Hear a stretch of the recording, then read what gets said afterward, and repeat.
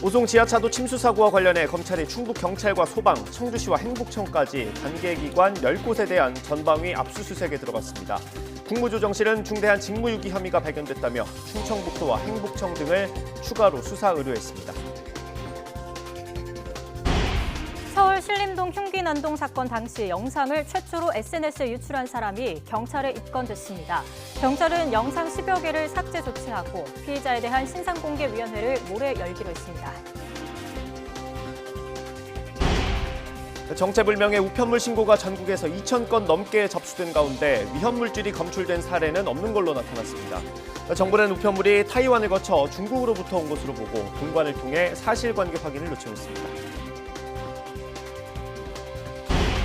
서울 서초구 초등학교 교사 사망 사건에 대한 교육당국의 진상조사가 시작됐습니다. 윤석열 대통령은 교권을 침해하는 불합리한 자치조례 개정을 주문했습니다. 호남 지역에 이틀 동안 많은 비가 쏟아지면서 지하 주차장과 도로 침수 피해가 잇따랐습니다. 광주 황룡강에는 홍수주의보가 내려지면서 주민들이 대피하기도 했습니다.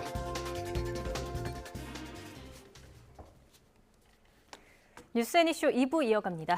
네, 국무조정실이 오송 지하차도 참사와 관련해 충청북도와 도로관리사업소, 행정중심 복합도시건설청 관계자 등을 검찰에 추가로 수사 의뢰했습니다. 참사 당시 교통통제와 미호천 제방공사에 대한 감독을 게을리했다는 혐의가 있다고 판단했는데요. 취재기자 연결해 알아봅니다. 박기환 기자. 네, 정치부입니다. 네, 수사 의뢰가 이번이 두 번째죠. 구체적인 내용 전해주시죠. 네, 국무조정실이 충북 오송 궁평지하차도 참사와 관련해 수사 의뢰한 건 모두 12명입니다. 충청북도 본부 관계자 2명과 도로관리사업소 3명, 행복청 전현직 직원 7명입니다.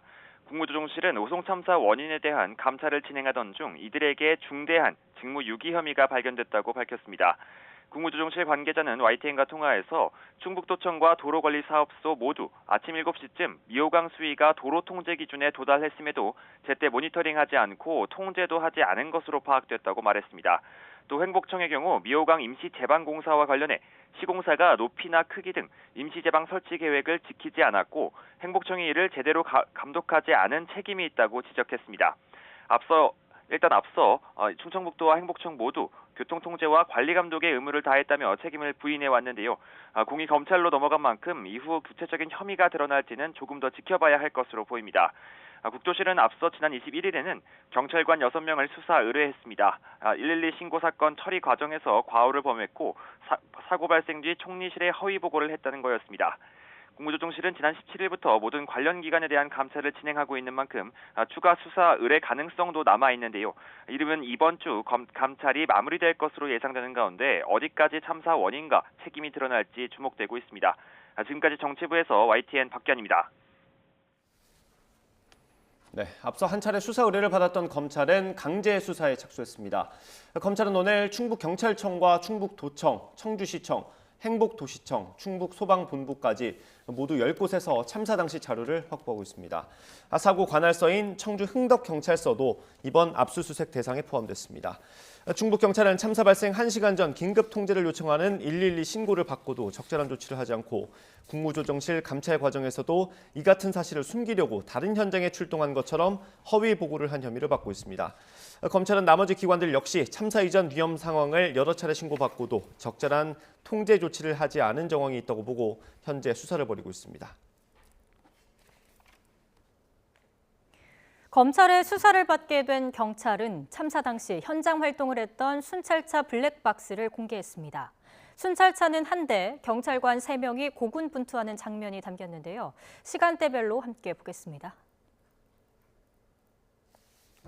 아침 7시 14분, 도로 침수 피해 신고에 순찰차가 출동합니다. 8분 뒤 도착해 신고자를 만나는데요. 경찰관 2명이 내려서 현장을 통제합니다. 궁평 2 지하차도에서 차로 5분 거리인 지역이었습니다. 아침 7시 41분, 이번엔 차량이 도로를 역주행한다는 신고를 받습니다. 경찰관 1명을 교통통제 현장에 두고 1명만 다시 현장으로 이동하는데요. 현장을 확인하고 나서 다시 교통통제하던 현장으로 복귀합니다. 아침 7시 58분, 궁평 지하차도가 넘칠 것 같다, 차량 통제가 필요하다는 첫 신고가 들어옵니다. 이때 신고 위치를 접수받은 112 상황실 근무자는 궁평 2 지하차도로 출동하려는 지령을 오송 파출소에 내린 걸로 파악됐습니다. 하지만 순찰차는 이 무렵 인근 아동복지시설로 이동했습니다. 아침 8시 25분에서 30분 사이 침수 피해 신고가 들어온 아동복지시설에 도착한 경찰관은 대피 여부를 확인하는데요. 그리고 고립된 마을 주민을 수색하기 위해서 순찰차로 다시 이동합니다. 아침 8시 37분 궁평 2 지하차도인데 물이 차서 차량이 후진하고 있다는 신고가 다시 들어오고 8시 45분 무렵 순찰차가 궁평 2 지하차도로 출발합니다. 순찰차가 사고 현장에 도착한 시간 아침 9시 1분 이미 지하차도는 물에 완전히 잠긴 뒤였습니다. 블랙박스 너머로 물에 완전히 잠긴 궁평 2 지하차도 현장이 보이는데요. 경찰은 현장 경찰관들이 엉뚱한 곳에 가 있던 게 아니라 최선을 다했다는 점을 설명하려고 블랙박스를 공개한다고 밝혔습니다. 하지만 첫 신고 때 112 지령이 제대로 전달되게 한 건지 곳곳이 동시다발적으로 침수된 그때 오송 일대에서 왜 순찰차 한 대만이 고군분투해야 했는지에 대해선 추가 설명이 필요해 보입니다. 국민의힘 윤재욱 원내대표는 오송 지하차도 참사 희생자를 조문하고 희생자 여러분께 정말 무거운 책임감을 느낀다고 말했습니다. 이어 늑장 대처 논란에 휩싸인 김영환 충북지사에 대해선 국무조정실과 경찰에서 조사와 수사를 하는 것으로 알고 있다며 결과가 나온 뒤에 당 차원의 조치 여부를 판단하겠다고 덧붙였습니다. 국민의힘 의원들과 보좌진, 당원 등은 오늘 충북 청주 일대에서 수해복구 봉사활동을 진행합니다. 다음은 윤재욱 원내대표. 더불어민주당 이재명 대표는 윤석열 정부가 고물가와 고금리로 인한 민생 경제 위기, 수해와 폭염으로 인한 어려움 모두를 각자 도생에 맡기는 위기 관람 정부를 자처하고 있다고 비판했습니다. 이 대표는 오늘 최고위 회의에서 현재 수해로 인한 피해뿐만 아니라 물가 상승까지 겹치며 국민 시름이 깊어지고 있지만 정부는 종교처럼 건전재정만 되뇌고 있다며 이같이 밝혔습니다. 이 대표는 그러면서 정부를 향해 이제라도 국민의 목소리에 귀를 기울여야 하고 이 악물고 삶을 버텨내고 있는 어려운 상태의 국민을 더 이상 외면하면 안 된다며 추경 편성을 거듭 요구했습니다. 경북 예천에서 폭우로 실종된 주민 2명을 찾기 위한 수색이 이어지고 있습니다. 경찰과 소방, 군은 사고 열흘째인 오늘 인력 500여 명과 헬기 7대, 구조견 13마리 등을 투입해 하천과 매몰 추정지를 수색하고 있습니다. 예천에서는 지난 21일 이후로 추가 실종자가 발견되지 않고 있습니다. 경북 예천에서 수해 실종자를 찾다가 순직한 고 최수근 상병의 동료 해병대원들이 지난 주말 출타와 면회를 통제받았다는 의혹이 제기됐습니다. 군인권센터는 보도자를 내고 해병대 1사단이 최 상병과 함께 수중 수색에 투입됐던 동료 대원들의 지난 주말 휴가와 외박, 외출과 면회를 전면 통제했다는 걸 확인했다고 주장했습니다. 이에 대해 해병대 측은 해당 부대원의 출타를 통제한 적이 없고 오늘 아침에도 휴가를 정상 시행하고 있다며 사실이 아니라고 반박했습니다. 장마 전선이 남부에 위치하면서 내일까지 호남과 영남에는 100mm 안팎의 비가 더 내릴 것으로 보입니다. 장마가 끝나가는 시기지만 태풍이 발생하면서 종료 시기가 무척 유동적으로 변했다고 하는데요. 기상재난기자 연결해서 자세한 상황 알아보겠습니다. 김민경 기자. 네, 김민경입니다. 네, 호우주의보가 내려진 호남 지방 비 낮 동안 그친다고요? 네, 그렇습니다. 현재 남해안과 제주도 산간에 호우주의보가 내려져 있습니다. 이 지역에는 시간당 10에서 20mm 안팎의 비가 내리고 있는데요. 호남 지방의 비는 낮 동안 점차 그칠 걸로 보이지만 영남 지방에도 오후에 강한 비가 한 차례 정도 내릴 가능성이 있습니다. 장마전선은 이후 주기적으로 활성화하면서 내일까지 주로 남부지방에 비를 뿌리겠는데요. 남부지방에는 내일까지 30에서 최고 120mm, 중부지방에도 5에서 60mm의 비가 더 내릴 걸로 보입니다. 비가 약해지더라도 경계를 늦추지 말고 추가 비 피해에 대비해야 합니다. 장마가 끝나는 시점도 궁금합니다. 이후 장마 전망까지 짚어주시죠. 네, 보통 장마는 7월 24일에서 26일쯤 종료됐는데요. 하지만 이번 장마는 쉽게 끝나지 않을 걸로 보입니다. 북태평양 고기압 세력이 예년보다 약해 크게 확장하지 못하고 있기 때문입니다. 여기에 태풍이 장마의 막판 변수로 등장했는데요. 우선 현재 북상 중인 5호 태풍 독수리는 중국 남동부에 상륙해 소멸하면서 우리나라에 직접 영향을 주지는 않겠습니다. 다만 태풍이 남긴 비구름이 장마전선과 연결되면서 이번 주 후반 중부지방에 강한 비가 내릴 가능성이 있습니다. 이후 장마는 무척 유동적인데요. 이후 발생할 걸로 보이는 6호 태풍 카눈의 진로에 따라 올여름 장마가 무척 길어질 가능성도 배제할 수 없는 상황입니다. 지금까지 문화생활과학부에서 YTN 김민경입니다. 왜 나한테 이렇게 열심히 살아야 되는데 안 되더라고.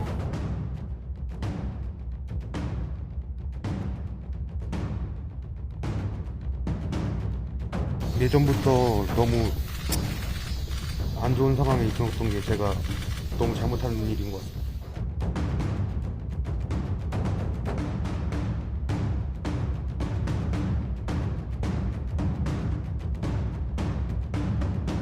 제정신이 아니었던 것 같습니다. 죄송합니다.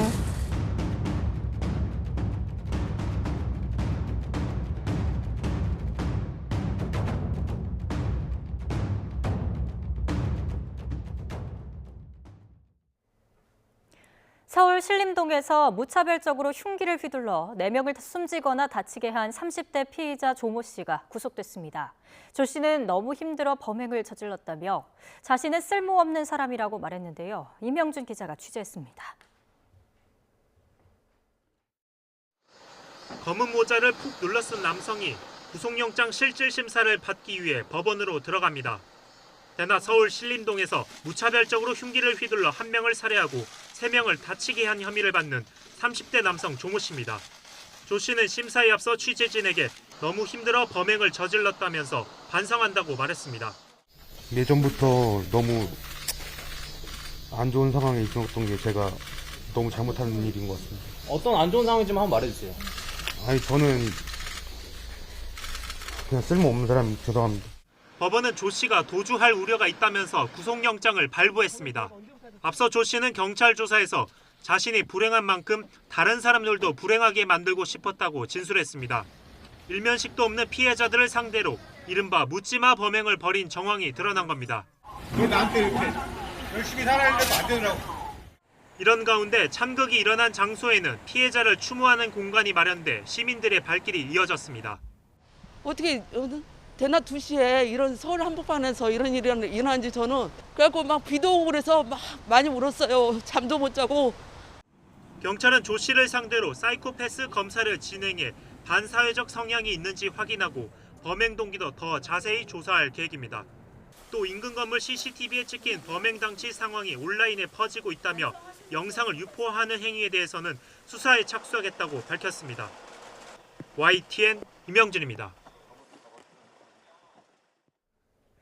서울 신림동 흉기 난동 피의자인 33살 조모 씨의 신상 공개 여부가 모레 결정됩니다. 서울경찰청은 모레 살인과 살인 미수 혐의 등을 받는 조 씨의 피의자 신상 공개 위원회를 개최할 예정입니다. 서울 신림동 흉기 난동 사건과 관련해 경찰이 범행 장면이 담긴 영상을 최초 유출한 피의자를 찾아내 수사하고 있습니다. 서울경찰청은 개인정보보호법 위반 등의 혐의로 A씨를 입건했습니다. A씨는 지난 21일 서울 신림동에서 벌어진 흉기 난동 사건의 CCTV 영상을 온라인에 최초로 유포한 혐의를 받습니다. 경찰은 또 트위터 등 온라인 커뮤니티에 올라온 관련 영상 17개에 대해 방송통신심의위원회 등에 삭제 요청했습니다. 서울 신림동 흉기 난동 사건 피해자 유족이 피의자 조모 씨에게 사형을 선고해달라고 요청했습니다.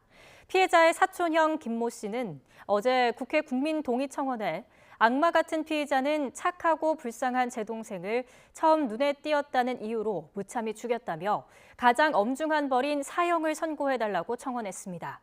김 씨는 고인이 암으로 세상을 떠난 어머니와 외국에서 일하는 아버지를 대신해 동생을 돌봤고 직접 학비와 생활비를 벌어 생활해왔다며 신림동에도 저렴한 원룸을 구하려 갔다가 참변을 당했다고 전했습니다. 초등학교 교사의 사망에 대해 추모 움직임이 확산하고 있습니다. 교육당국이 오늘부터 나흘간 진상규명에 나서는데요. 교권 회복을 촉구하는 목소리가 높아지는 가운데 교사들은 학부모 악성 민원에 시달렸던 경험을 실토하고 있습니다. 취재기자 연결해 알아보겠습니다. 신지원 기자. 네, 사회정책부입니다. 진상규명 어떻게 이루어지고 있습니까? 일단 초등학교 교사가 스스로 극단적인 선택을 한 배경을 밝히기 위한 경찰 조사는 아직 진행 중입니다. 교육당국은 경찰 조사와 별도로 자체 합동조사단을 꾸렸습니다. 합동조사단은 서울특별시교육청과 강남 서초교육지원청 관계자 5명 내외로 구성되는데요. 오늘부터 나흘간 해당 학교를 방문해 교장과 교감, 동료, 교원을 개별 면담하고 심진교사가 담당했던 교육행정정보 시스템, 이른바 나이스의 업무 상황을 조사할 예정입니다. 또 고인이 생전에 학부모 민원으로 힘들어했다는 동료 교사의 증언이 나온 만큼 학교 현장에서 교사들이 겪는 학부모 갑질 등 피해 사례를 분석하기로 했습니다.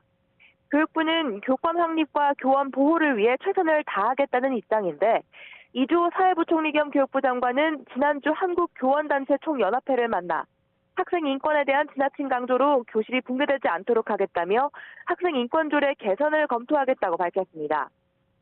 오늘은 잠시 뒤 교사 노조 연맹을 만나서 교권 회복에 대한 현장 간담회를 개최합니다.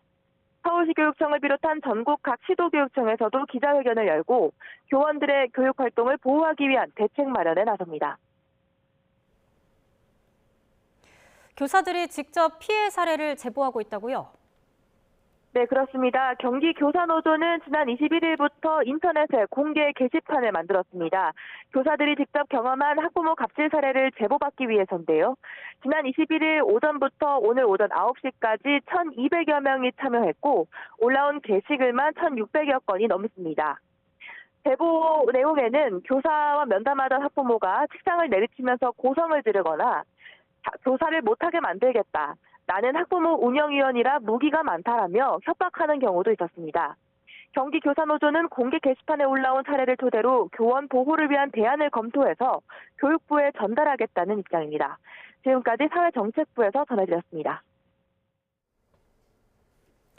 윤석열 대통령은 교권을 침해하는 불합리한 자치조례 개정을 추진하라고 주문했습니다.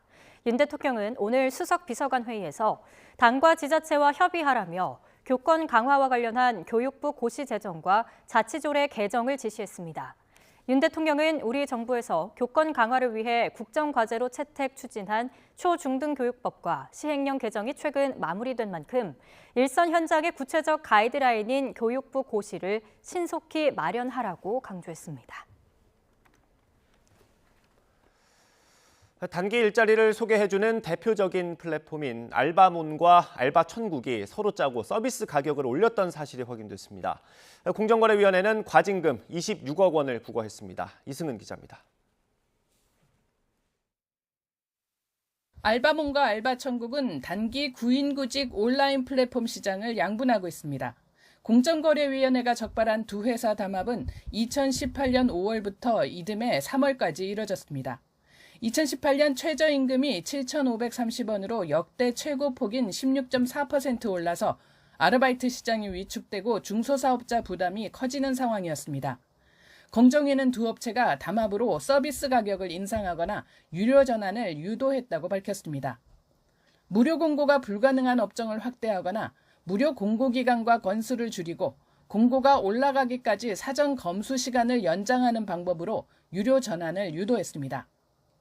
공정위는 그 결과 구인 공고를 올리는 중소사업자들의 부담이 늘어났고 구직 활동에도 악영향이 있었을 것으로 보인다며 시정명령과 함께 과징금 26억 원을 부과했습니다. 온라인 플랫폼 사업자들이 무료 서비스를 축소하는 과정에서 발생한 담합을 제재한 최초의 사례입니다. 이를 통해서 가격 담합뿐만 아니라 무료 서비스와 관련된 거래 조건 담합 또한 법 위반에 해당할 수 있다는 점을 분명히 하였다는 데에 그 의의가 있습니다. 공정위는 온라인 플랫폼 등 신산업 분야 혁신 경쟁을 저해하고 민생에 직접적인 영향을 미치는 분야에 대한 감시를 강화할 것이라고 밝혔습니다. YTN 이승은입니다. 30도를 오르내리는 한여름에도 인플루엔자, 계절 독감 환자가 늘고 있습니다. 독감 유행주의보도 10달 넘게 유지되면서 역대 최장 기록을 세우고 있습니다. 이런 가운데 코로나19도 확진자 증가세가 이어지고 있습니다. 취재기자 연결해서 들어보겠습니다. 기정훈 기자. 예, 사회정책부입니다. 네, 독감이 아직까지도 기승을 부리고 있다고요? 예, 장마와 찜통더위가 반복되는 한여름에도 독감 의심 환자가 늘어나는 기현상이 나타나고 있습니다. 질병관리청 주간 보고서를 보면 7월 둘째 주 병원을 찾은 외래 환자 가운데 독감 의심 환자 수는 1000명당 16.9명으로 3주 연속 증가했습니다. 독감 유행 기준인 1000명당 4.9명에 3배를 훌쩍 넘는 수준입니다. 지난해 9월 16일에 발령된 독감 유행주의보도 무려 10달 넘게 유지되고 있습니다. 국가 인플루엔자 표본 감시 체계가 구축된 지난 2000년 이후 역대 최장 수준입니다.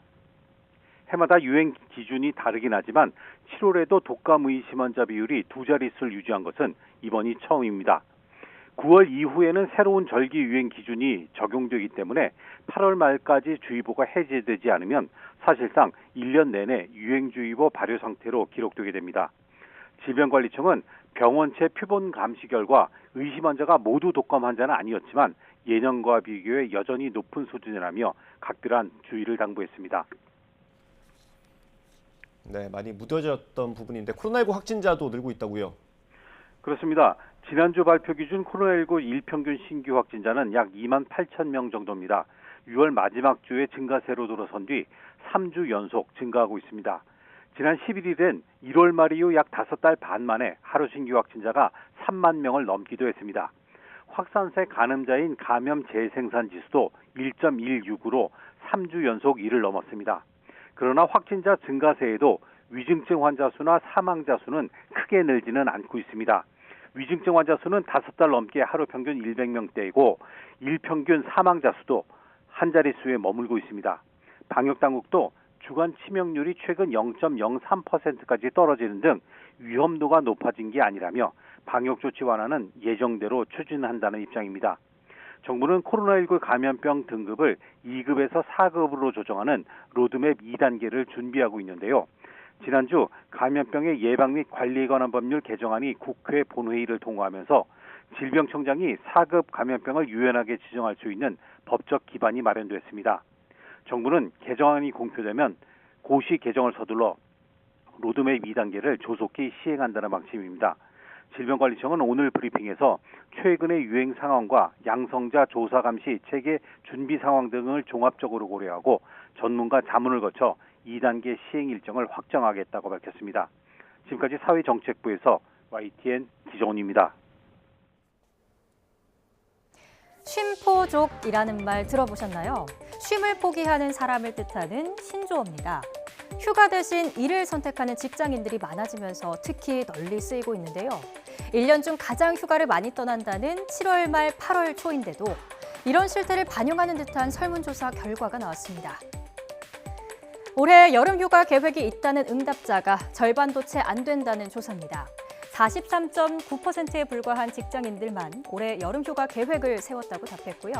아직 계획 미정인 직장인은 36.3%였습니다. 5명 중 1명은 아예 휴가를 포기했습니다. 휴가 못 가는 이유, 응답자의 절반 이상인 61.9%는 경제적인 여유가 없어서라고 답했습니다. 이어 휴가 뒤에 몰릴 업무들이 걱정돼서라는 대답이 두 번째로 많았고요. 연차 유급 휴가가 없거나 부족해서라는 답변도 뒤를 이었습니다. 회사 눈치가 보인다는 응답도 있었습니다. 선뜻 떠나는 게 꺼려지는 이유도 바로 이 눈치 때문이겠죠. 직장갑질 119는 지난 상반기에 들어온 갑질 제보 941건 가운데 103건이 휴가 사용에 따른 갑질 사례였다고 집계했습니다. 휴가를 포기하거나 미루는 사례는 비정규직, 5인 미만 소규모 사업장에서 근무하거나 급여가 낮을수록 더 많았는데요. 직장인들에게 휴가는 그야말로 재충전의 기회입니다. 활력을 찾고 또 일의 효율을 높일 수 있는 시간이기도 하죠. 그렇기에 반드시 쓸 수 있도록 정당한 권리로도 보장하고 있는 건데 정작 현실은 권리를 누릴 여건조차 마련되지 않은 것 같아서 씁쓸하기만 합니다.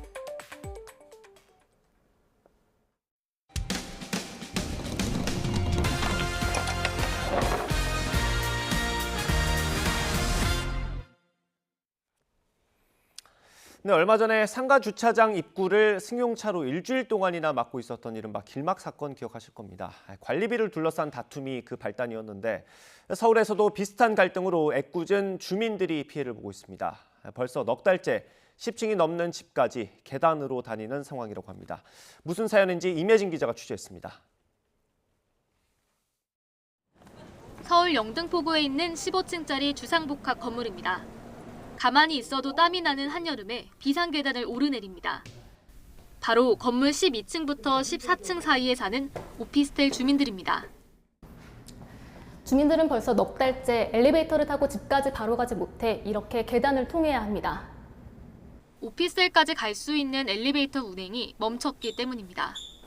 그나마 낮에는 11층까지 운영하는 상가 엘리베이터를 탈 수 있지만 상가가 문 닫는 저녁 6시부터 오전 9시 사이에는 사실상 1층부터 계단을 오르내려야 합니다. 그 노인분들도 계셔가지고 하다가 막 넘어지신 분도 있고, 그리고 다리가 안 좋으신데 여기 부여잡고 왔다 갔다 하시는 분도 있고, 1층에 그냥 그 상가들 왔다 갔다 하는 택배 그냥 놔가지고 어떤 분은 택배가 훼손이 된 상황도 있었고. 저는 심지어 저번 달에 또 코로나에 걸렸었는데 주말에 열이 나는데 또 주말에 엘리베이터가 안 열려요. 그래서 병원도 또 못 가고. 문제의 발단은 바로 관리비입니다. 그동안 건물에는 상가와 오피스텔이 각각 관리단을 꾸려왔는데 올해 초 바뀐 상가 관리인이 건물 전체에 대한 관리권을 주장하면서 어색한 동거가 깨진 겁니다. 주민들은 기존과 같이 오피스텔 관리단에 관리비를 내자 상가 관리인이 지난 4월부터 1층과 오피스텔을 오가는 엘리베이터 가동을 임의로 중단했다고 말합니다. 오피스텔 관리단도 상가 관리인의 자격을 문제 삼아 관리인으로 인정할 수 없다고 주장했습니다. 6개월 만에 관리인 자리에서 박탈을 당한 사람입니다. 그런 전력도 있는 사람이에요. 거의 한 8억 원의 미납관리비가 있는 회사입니다. 최근 법원도 주민들이 당장 겪는 불편이 크다는 등의 이유로 가동 중단을 풀라는 가처분 신청을 받아들였습니다. 하지만 상가 관리인은 안전점검을 이유로 중단이 불가피하다는 입장입니다. 그 변경된 케이블을 다시 원상 복구하는 과정에서 지금 엘리베이터 사용을 중지시키고 수리를 하려고 하는 지금 그 과정이 있습니다. 쪽으로 하는 관리비 미납이라든가 그런 관계하고는 전혀 무관하다는 것. 이에 주민들은 관리비 미납으로 엘리베이터를 멈춘다는 통보 외에는 어떤 안내도 듣지 못했다고 반박했습니다.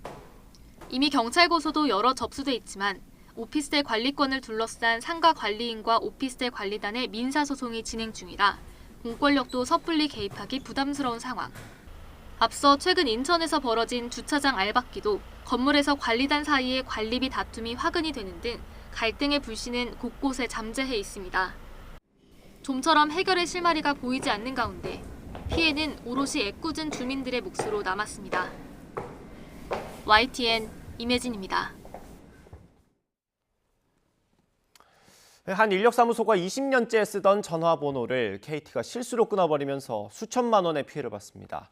그런데 KT가 제시한 배상액은 100만 원이 채 되지 않았습니다. 배상액을 산정하는 구조에 문제가 있었습니다. 윤흥성 기자입니다. 인력사무소를 운영하는 서승석 씨는 지난달 사무실로 전화를 걸면 없는 번호로 나온다는 이야기를 전해 듣고 깜짝 놀랐습니다. 그도 그럴 것이 서 씨는 20년 전 사업을 처음 시작한 뒤 전화번호를 한 번도 바꾼 적 없이 쭉 써왔습니다. 알고 보니 지난해 9월 인터넷과 TV를 해지할 때 KT 측 실수로 사무실 전화까지 끊긴 것으로 드러났습니다. 사무실 전화를 휴대전화로 착신 전환해 둔 탓에 유선 전화가 울리지 않아도 아무런 의심 없이 9달을 보낸 겁니다. 사업을 누가 접었느냐, 왜 사무실 전화번호 없는 번호로 나오느냐, 당황이라고부터 말할 수 없는 거죠. 그거는 제가 이 전화가 2002년도 10월 달에 개설한 전화인데. 서 씨는 인력사무소엔 사람을 급히 보내달라고 요청하는 전화가 많이 온다고 말합니다. 전화 연결이 안 되면 곧바로 다른 업체를 찾기 마련이라 사무실 전화가 먹통이 되는 건 매출에 치명적이라고 주장합니다. 저희 같은 업종들은 꾸준하게 거래를 하고 인력이 이제 알선이 많이 되는데 유독 저희 업체 사무실에 그 인력이 좀 주문이 줄어드는 느낌이 온 거예요. 설마 이런 불상사가 있었다는 것은 제가 상상을 못 해본 것입니다. 실제로 전화 회선이 해지된 시점을 전후로 석 달을 비교한 결과 전화번호가 없어지자 전화번호가 있을 때보다 매출이 7천만 원 곤두박질 쳤습니다. KT 측은 과실을 인정하면서도 전화가 끊긴 9개월 동안 한 달에 10만 원씩 모두 90만 원을 배상하겠다고 제안했습니다. 그러나 서 씨는 받아들일 수 없다는 입장인데 KT가 이렇게 배상에 인색할 수 있는 건 시내 전화 서비스 이용이 3시간 넘게 끊기면 장애가 발생한 시간 이용료의 최대 6배까지 물어주도록 규정한 약관 때문이라는 지적이 나옵니다. 게다가 통신장애에 따른 영업손실을 돌려받으려면 통신사가 고객의 손해를 알았거나 알 수 있었다는 걸 피해자 스스로 입증해야 해서 문턱이 더 높습니다. 얼마만큼의 손해가 발생할지를 이 가해자, 즉 과실이 있는 KT 측에서 알고 있어야 된다는 거거든요. 그 입증 책임을 통신사 측에다가 돌리거나 하는 그런 취지의 법령 개정 작업이 필요하지 않을까. 그래서 KT의 찔끔 배상은 잊을만 하면 되풀이되고 있습니다.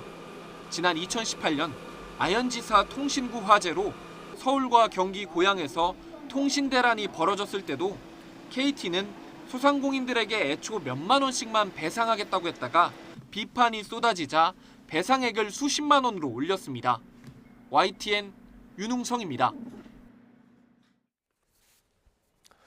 부모가 숨지면서 자녀가 받게 된 즉시연금 보험금은 상속재산에 포함되지 않는다는 대법원의 판단이 나왔습니다. 대법원은 A씨가 숨진 B씨에게 3천만 원을 돌려받기로 했다며 B씨 자녀들을 상대로 낸 대여금 소송에서 A씨 손을 들어준 원심을 깨고 사건을 부산지방법원으로 돌려보냈습니다.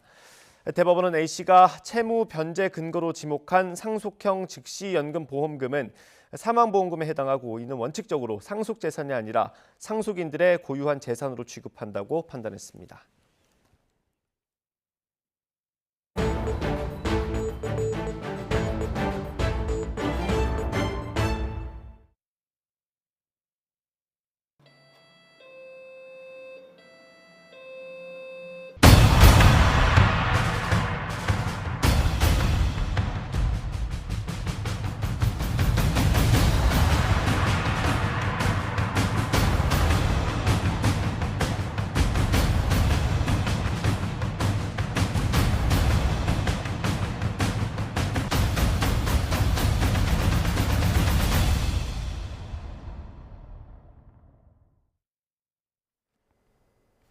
정체불명의 우편물 신고가 닷새간 전국에서 2,100건 넘게 접수된 것으로 집계됐습니다. 온라인 쇼핑몰의 실적 부풀리기, 이른바 브러싱 스캠일 가능성에 무게를 두는 경찰은 의심스러운 소포를 발견하면 열지 말고 신고해야 한다고 당부했는데요. 자세한 내용 취재기자 연결해 짚어봅니다. 윤성훈 기자. 네, 사회부입니다. 그 소포 관련 신고가 몇 건이나 접수됐습니까? 네, 전국 곳곳에서 지금 피해 신고가 잇따르고 있는데요. 경찰청은 울산에서 첫 신고가 접수된 지난 20일 낮 12시 반 이후 오늘 새벽 5시까지 닷새 동안 신고가 2,141건 접수됐다고 밝혔습니다. 어제 오후 5시 기준보다 83건 늘어났습니다. 지역별로는 경기에서 668건으로 가장 많았고 서울과 인천이 각각 530건, 107건으로 뒤를 이었습니다.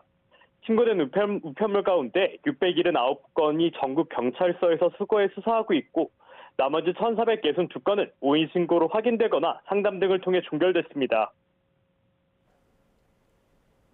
경찰은 이 우편물의 정체가 대체 뭐고 왜 배송된 거라고 보고 있습니까? 네, 일단 경찰은 해당 우편물을 보내준 목적과 대상, 방법 등을 고려하면 테러 위험성은 낮다고 판단하고 있습니다. 실제로 신고가 들어온 우편물에선 유해물질이 검출된 사례는 아직 없는 것으로 나타났습니다. 경찰은 현재로선 온라인 쇼핑몰에서 실적을 부풀리기 위해 무작위로 물건을 발송하는 이른바 브러싱 스캠으로 볼 만한 정황이 상당하다는 입장입니다. 우선 우편물이 애초 발송된 곳의 주소가 지난 2020년 미국에서 있었던 브러싱 스캠 사례 때 발송지와 같습니다. 우편물 상당수가 빈 소포로 물건이 들어있지 않았다는 점도 브러싱 스캠 수법과 비슷합니다. 이에 따라 경찰은 테러 가능성에 대비하면서도 일단은 브러싱 스캠의 가능성에 무게를 싣고 수사할 방침입니다. 해외에서 온 소포인 만큼 국제 공조도 추진되고 있는 겁니까? 네, 해당 소포는 대부분 대만에서 발송된 것으로 나타났습니다. 논란이 커지자 주한 대만 대표부도 대만의 세관 업무 기구에 해당 내용을 알리고 조사를 진행하도록 했습니다. 조사 결과 해당 소포는 중국에서 출발해 중간 경유지인 대만을 거쳐 한국에 도착했다고 밝혔습니다. 중국이 최초 발송지라는 의미인데요. 이에 우리 경찰은 소포가 발송된 경위와 목적을 확인하기 위해 중국 공안과 공조를 꾀하고 있습니다. 그제 중국 공안에 인터폴 공조 전문을 보내 청와포스트라는 회사가 실재하는지 있다면 누구 소유인지 등 사실관계를 확인해달라고 요청했습니다. 이와 별개로 우정사업본부는 신고가 들어온 정체불명의 우편물처럼 해외에서 발송돼 비닐 등 이중 포장된 우편물은 반입을 일시 중단하기로 했습니다. 국내로 이미 들어왔다면 안전성이 확인된 다음에 배달할 계획입니다.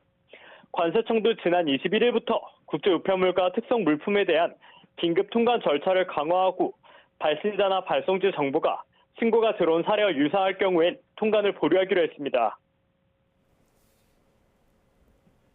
그런데 이 괴소포와 관련해서 논란이 커진 이유가 울산에서 처음 우편물을 받아본 사람들이 어지럼증 같은 증상을 호소해서 그런 거 아닙니까?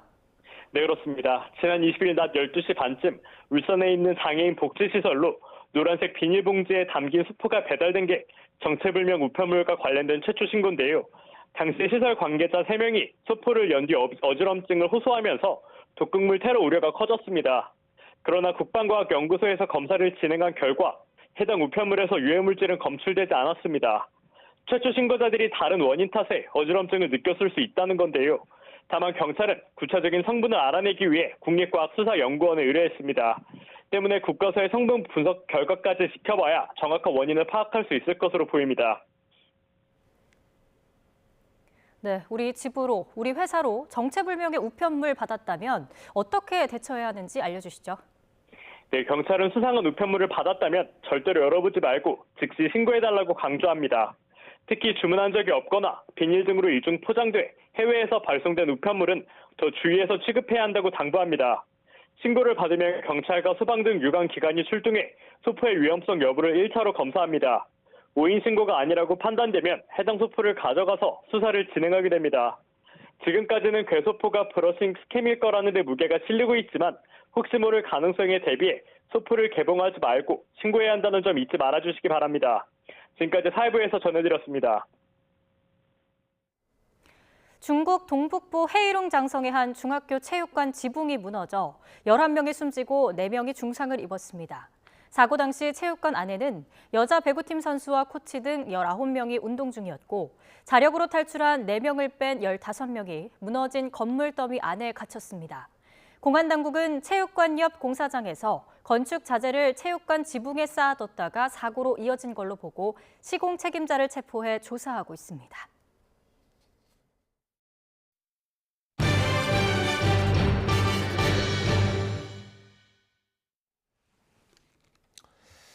이번 주 미국이 기준금리를 올릴 가능성이 유력한 가운데 한국은행이 고심하고 있습니다. 금리 차이가 부담이지만 가계빚도 고민하지 않을 수 없습니다. 엄윤주 기자가 보도합니다. 미국 연방준비제도가 현지 시각으로 오는 25일에서 26일 열리는 FOMC 회의에서 기준금리 인상 카드를 꺼낼 것으로 보입니다. 앞서 제롬 파월 의장은 올해 2차례 금리 인상 가능성을 언급하기도 했습니다. Well, I think widely it's been surprising that inflation has been this persistent, but I think the bottom line is that policy hasn't been restrictive enough for long enough to start to see those effects. 이 때문에 시장도 연준의 금리 인상을 기정사실처럼 받아들이고 있습니다. 문제는 미국이 기준금리를 0.25%포인트 올린다면 한미 기준금리 격차가 2%포인트로 더 크게 벌어지게 된다는 겁니다. 이렇게 되면 외국인 투자자금 이탈이나 원화 가치 하락으로 환율 변동성이 커져 우리 경제에 부담될 수밖에 없습니다. 다만 그동안 격차가 벌어진 만큼 시장에 큰 충격은 없을 것이라는 의견도 있습니다. 미국 금리가 우리보다 높았던 3번의 케이스를 보면 자금이 빠져나가지 않았어요. 강경파의 논리처럼 한 번 정도 추가적으로 올린다 한들, 그래서 금리 격차가 벌어진다 한들 자본 유출로 인한 환율 시장의 불안은 가능성 크진 않을 거다 생각합니다. 한국은행이 쉽사리 기준금리를 올리기 어려운 이유는 무엇보다 1,000조가 넘는 가계부채 때문입니다. 고금리 속에서도 가계대출은 지난 4월부터 다시 늘더니 이번 달 들어 시중은행에서만 주택담보대출을 중심으로 3천억 원 넘게 불어났습니다. 여러 금통위원들이 가계부채 증가세에 대해서 많은 우려를 표하셨습니다.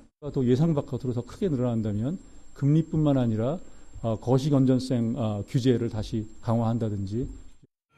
수출 부진의 금융 불안까지 국내 금융시장 불안정 요소가 여전한 만큼 한국은행의 고심은 더욱 깊어질 전망입니다. YTN 엄윤주입니다. 네, 일부 라면 가격이 내렸지만 체감하기는 어렵습니다. 인하폭이 적은 데다 상대적으로 인기가 적은 것 위주로 내렸기 때문입니다. 박홍구 기자가 보도합니다.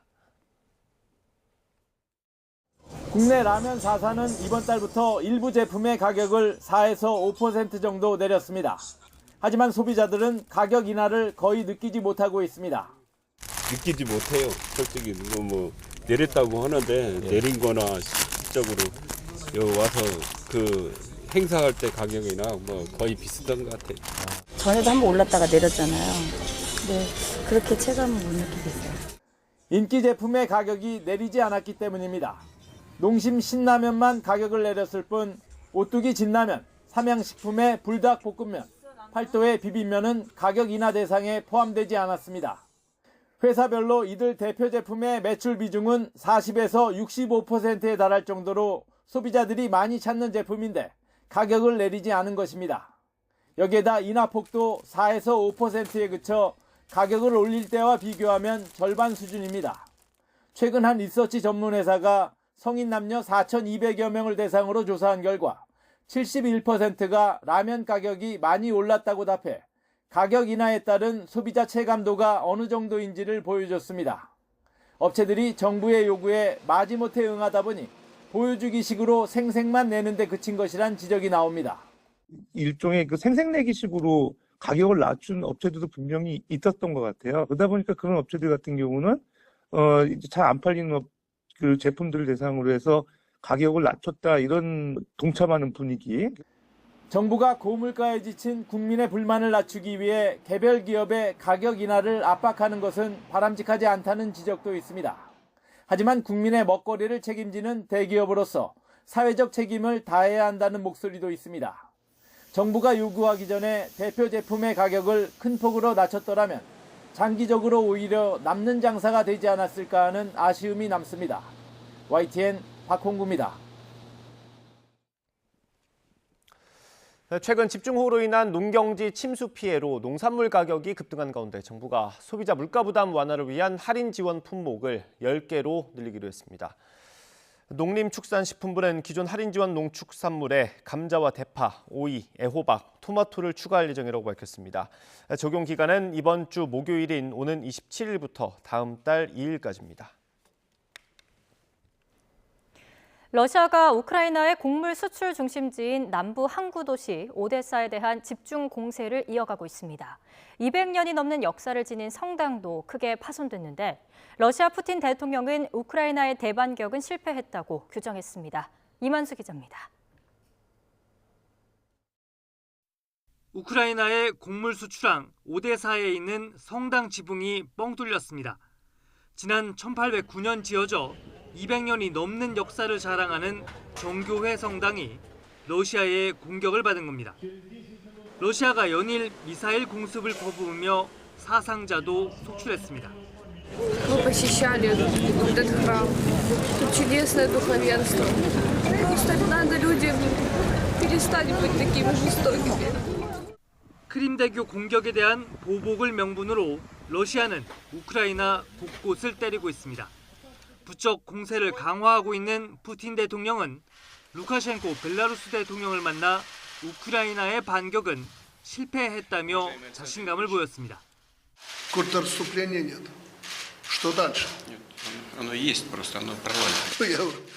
우크라이나의 대반격을 회의적으로 바라보는 건 비단 푸틴 대통령만이 아닙니다. 미국 월스트리트 저널은 우크라이나가 올해 전쟁에서 커다란 돌파구를 만들기 어려울 것으로 전망했습니다. 무기와 훈련 부족이 전쟁을 교착 상태에 빠뜨릴 수 있다는 겁니다. 더구나 가을철 비로 인해 전장이 거대한 진흙탕으로 변하면 우크라이나군의 진격은 더 어려워질 것이란 분석도 잇따릅니다. 토니 블링컨 미 국무장관은 우크라이나가 잃어버린 땅의 50%를 되찾았다면서도 본격적인 반격까지는 몇 달이 더 걸릴 것으로 예상했습니다. YTN 이만수입니다. 러시아 수도 모스크바의 건물들이 드론 공격을 받았다고 로이터 통신이 보도했습니다.